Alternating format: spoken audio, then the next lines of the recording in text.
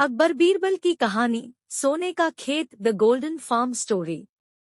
अकबर के महल में कई कीमती सजावट की वस्तुएं थी, लेकिन एक गुलदस्ते से अकबर को खास लगाव था। इस गुलदस्ते को अकबर हमेशा अपनी पलंग के पास रखवाते थे।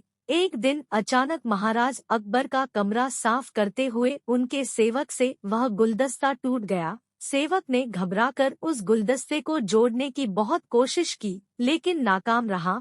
हार कर उसने टूटा गुलदस्ता कूड़ेदान में फेंक दिया और दुआ करने लगा कि राजा को इस बारे में कुछ पता न चले।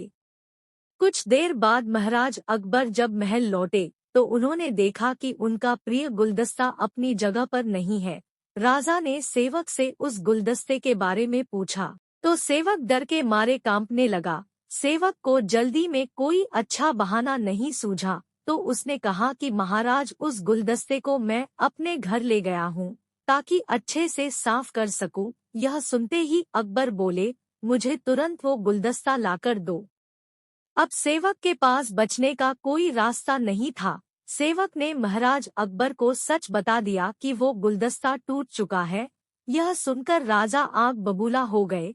क्रोध में राजा ने उस सेवक को फांसी की सजा सुना दी। राजा ने कहा, झूठ मैं बर्दाश्त नहीं करता हूँ। जब गुलदस्ता टूट ही गया था तो झूठ बोलने की क्या जरूरत थी। अगले दिन इस घटना के बारे में जब सभा में जिक्र हुआ तो बीरबल ने इस बात का विरोध किया। बीरबल बोले कि झूठ हर व्यक्ति कभी न भी बोलता ही है। किसी के झूठ बोलने से अगर कुछ बुरा या गलत नहीं होता तो झूठ बोलना गलत नहीं है। बीरबल के मुंह से ऐसे शब्द सुनकर अकबर उसी समय बीरबल पर भड़क गए। उन्होंने सभा में लोगों से पूछा कि कोई ऐसा है यहाँ जिसने झूठ बोला हो। सबने राजा को कहा कि नहीं, वो झूठ नहीं बोलते। यह बात सुनते ही राजा ने बीरबल को राज्य से निकाल दिया। राज दरबार से निकलने के बाद बीरबल ने ठान ली कि वो इस बात को साबित करके रहेंगे कि हर व्यक्ति अपने जीवन में कभी न भी झूठ बोलता है। बीरबल के दिमाग में एक तरकीब आई, जिसके बाद बीरबल सीधे सुनार के पास गए। उन्होंने जौहरी से सोने की गेहूं जैसी दिखने वाली बाली बनवाई और उसे लेकर महाराज अकबर की सभा में पहुंच गए। अकबर ने जैसे ही बीरबल को सभा में देखा तो पूछा कि अब तुम यहाँ क्यों आए हो। बीरबल बोले, जहांपना, आज ऐसा चमत्कार होगा जो किसी ने कभी नहीं देखा होगा। बस आपको मेरी पूरी बात सुननी होगी। राजा अकबर और सभी सभापतियों की जिज्ञासा बढ़ गई और राजा ने बीरबल को अपनी बात कहने की अनुमति दे दी।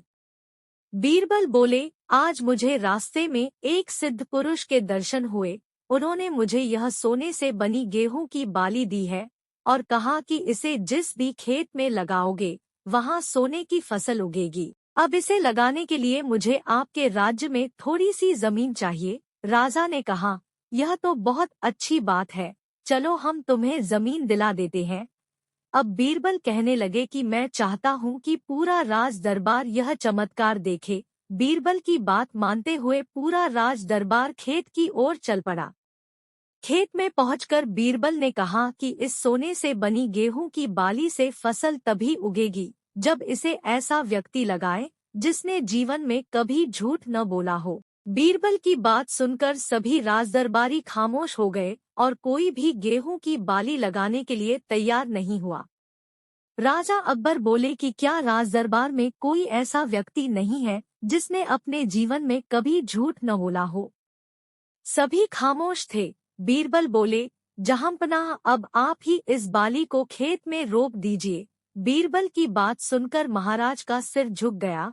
उन्होंने कहा, बचपन में मैंने भी कई झूठ बोले हैं, तो मैं इसे कैसे लगा सकता हूँ। इतना कहते ही बादशाह अकबर को यह बात समझ आ गई कि बीरबल सही कह रहे थे कि इस दुनिया में कभी न भी सभी झूठ बोलते हैं। इस बात का एहसास होते ही अकबर उस सेवक की फांसी की सजा को रोक देते हैं।